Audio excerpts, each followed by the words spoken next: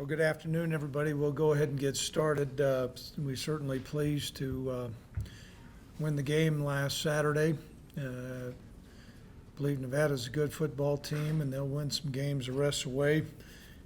Our football team had been improving in practice, and we were waiting for a time when, the results showed up on the field.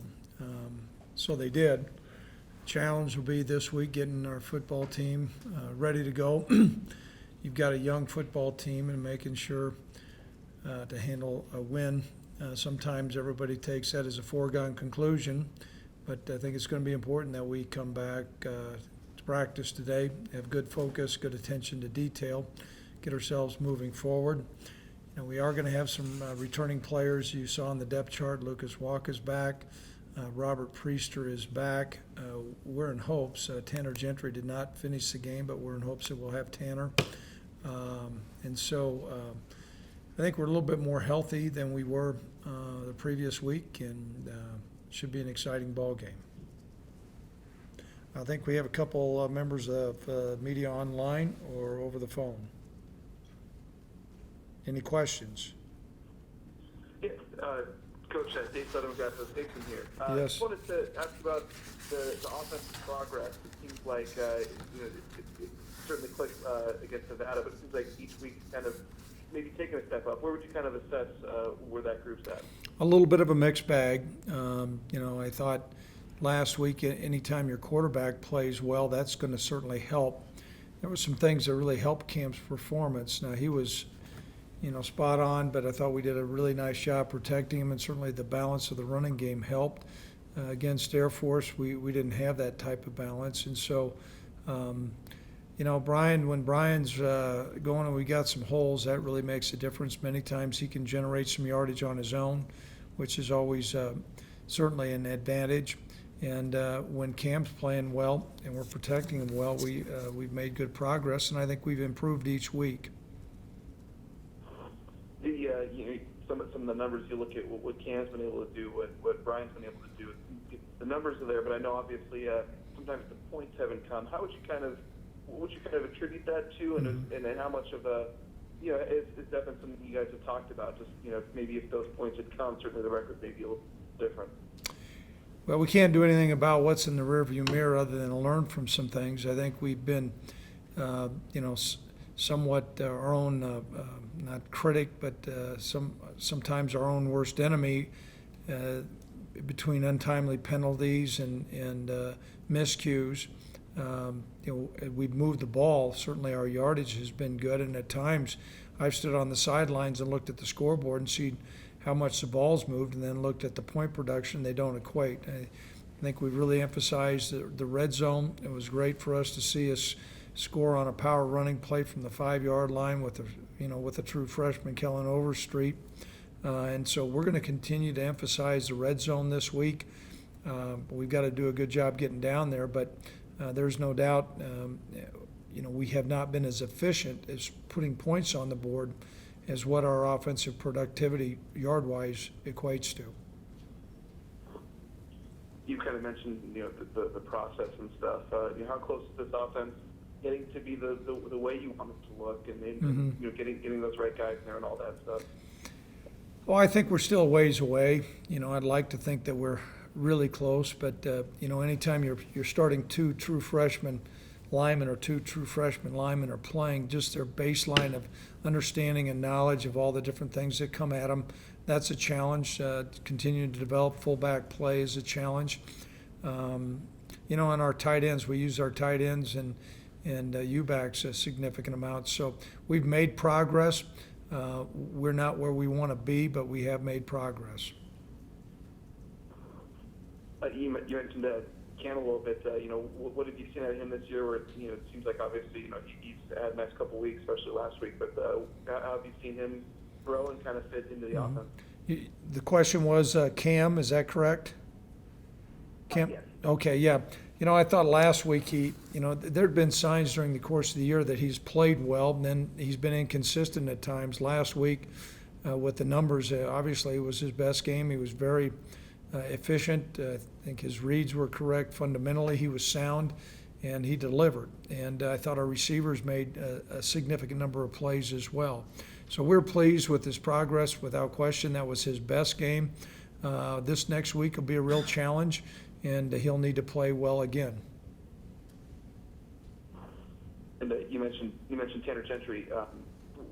You said you may be hopeful to get him back, and also too, certainly getting him would be big.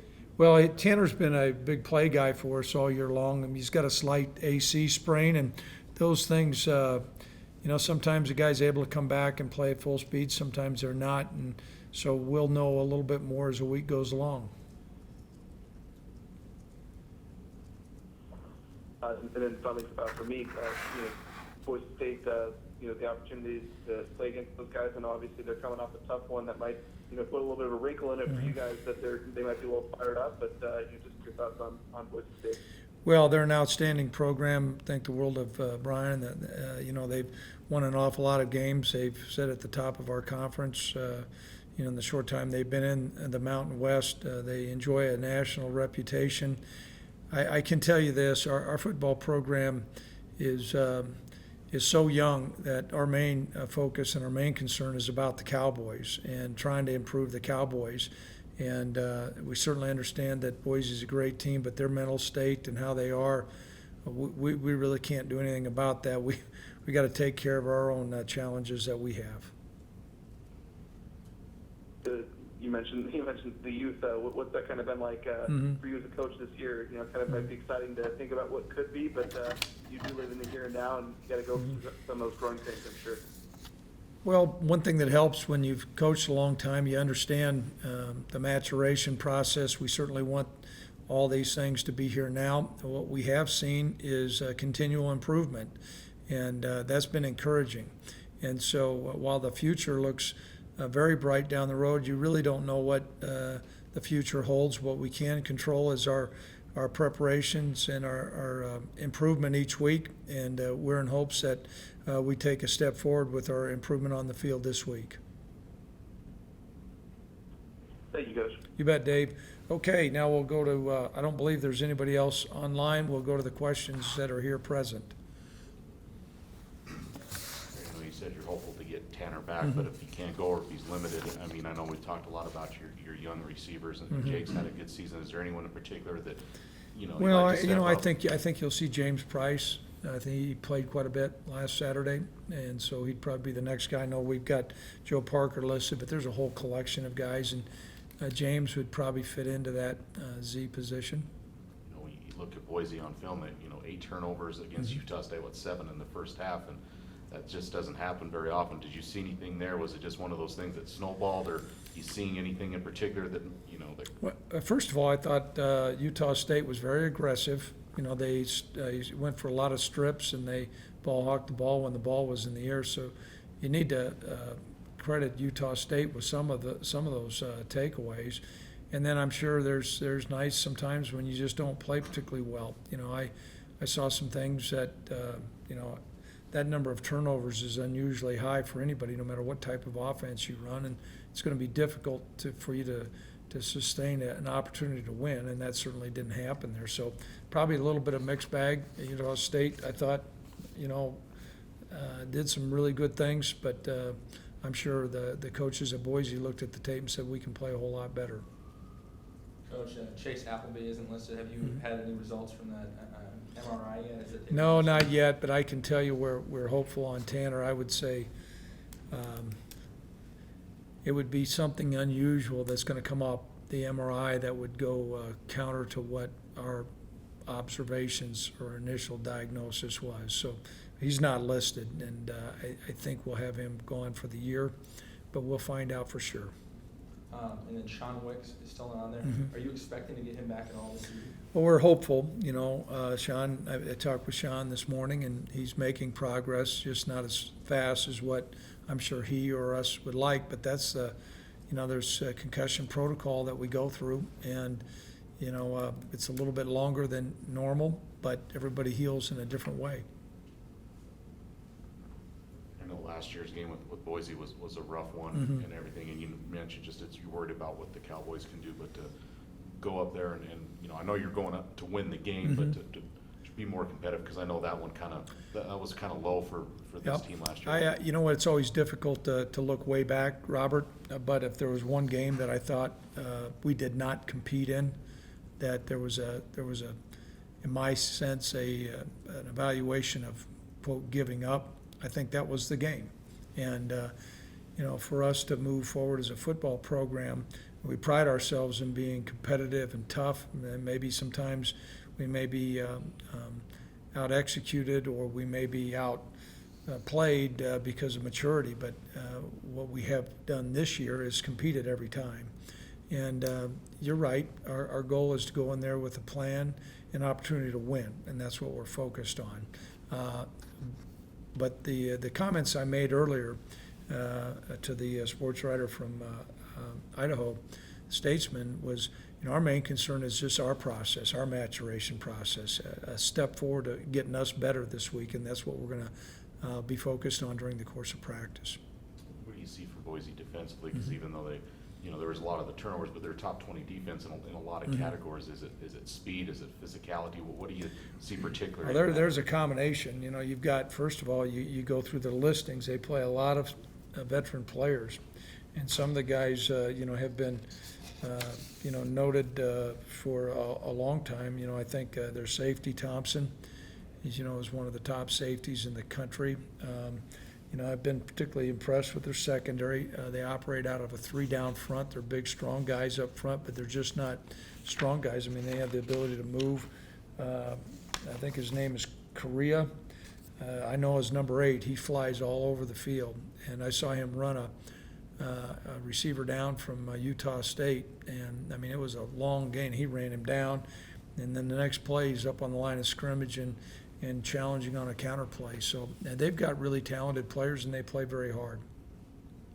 Coach, you've had a number of players this year that moved from one position to another, some from offense to defense, and it seemed like last week was probably the best that they've played collectively. What have your thoughts been on their play this year? Well, you know, what we've seen is continual improvement. We certainly have shuffled that lineman, trying to find the right formula, the right guys at the right time. I think we're getting closer, and you know, more consistency is really going to be a hallmark for us over the long haul. So while there'll be some tinkering of the lineup this week due to some guys being able to come back, I think the mass shuffling that you saw in the offseason, and then also the shuffling in the first couple games that obviously we'd like to have over, that's past. And now we have our guys, and we're going to go out there and practice and get these guys ready to go. Coach, you say after a loss that the tape is never as bad as it looks. Well, after a win on the other side, what would you like to improve going into Boise? You know what? I thought there were some learning situations for our defense, particularly late in the game. There was some things that you know, we left uncovered, and there were certainly some things that we left uncovered. There was a couple times we cut a receiver loose here or there that they didn't hit. So we've got to improve on that. And then for us offensively, while we moved the ball that last drive when we got it, the previous drive was where we really needed it to have a long sustained drive. We got some movement, so I think that that's an important part.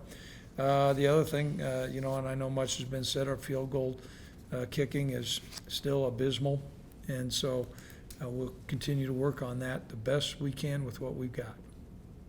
Coach, you mentioned James Price and Joseph Parker as two guys you can expect to potentially see more, but on the whole, you called the young guys the kiddie corp for the receivers. What has your evaluation been of those younger guys so far this year? You know, a little bit of a mixed bag. They've got ability, but we've run we run a pro-style offense, and so for them, I think there's times that they play a little tentative. They certainly have good ability. If you watch them go out during warm-ups, I mean, they're really fluid. They catch the ball well. They're athletic, and then you put all the different reads into it, slows them down a little bit. And so I think we've had, you know, too much inconsistency, and we'll need to finish that off as the year goes along with them, because they're no longer freshmen. They've played a lot of football right now. Any other? Yes. So just going back to the game last week, your offensive line, I thought, played amazing because they actually stopped Cameron from getting sacked at all for the first time this season. What did you think of your offensive line last weekend and how they contributed to the offensive productivity and just the momentum for that game? I thought they had a huge impact. Certainly Brian is an excellent player. Cam is a very talented player as well, but you're not going to go very far you don't have the guys up front. Assignment-wise, they were right on. We had very few busts. I think we did have a jump off sides, but there was no holding from what I understand or recall. And they got great movement. One of the things that we pride ourselves in is beyond being a finesse offensive line is to really be a strong physical line where you're displacing guys. And as I said, the 5-yard touchdown by Kellen Overstreet on the 5-yard line, while a lot of people on the outside may not think that's a big deal, that was a big deal. I mean, I think Nevada had mature defensive linemen, and we just knocked them back for 5 yards. That's a tough thing to do. And so, the mantra or the saying of Cowboy Tough, you can't do that unless you're going to be that way with the offensive line. It was, without question, their best game. Coach, can you describe the impact DJ Mays had as he's kind of continued to improve at linebacker, but also on this, and in the return game at the same time? Well, there was a couple games where his impact on the kickoff return was impactful. He would get the ball out close to midfield, and the proof was in the pudding when people started to actually just pooch away from him. And so that's a real, I think, a note of respect.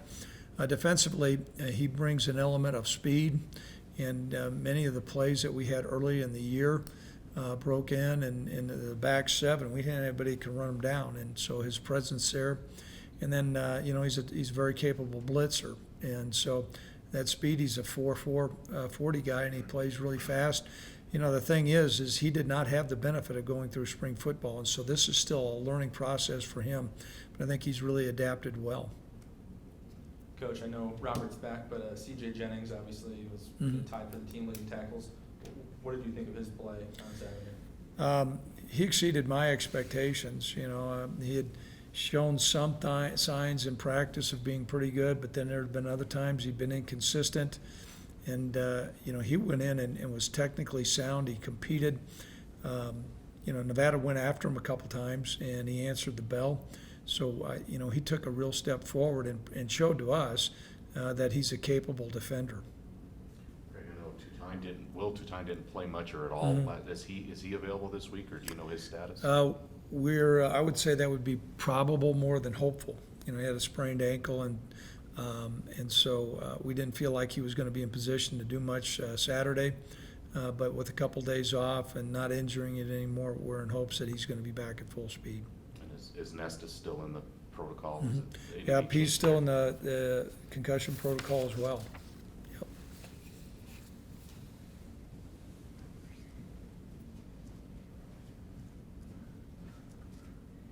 Coach, with the first one on Saturday, how much do you let the team celebrate, and how much do you let them kind of take it in and get to feel big for this moment, and how much do you let them get ready for this week?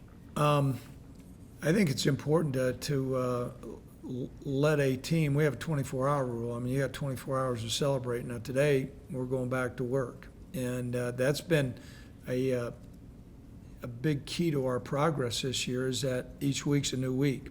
But many of the young guys, when you say go out and work hard, you're continuing to improve. If it doesn't get validated on the scoreboard after a while, that message starts to lose some of its emphasis. So I think, certainly they experienced it. We had a great time in the locker room. I'm sure they got all kinds of pats on the backs yesterday, but today it's back to business. Thank you very much.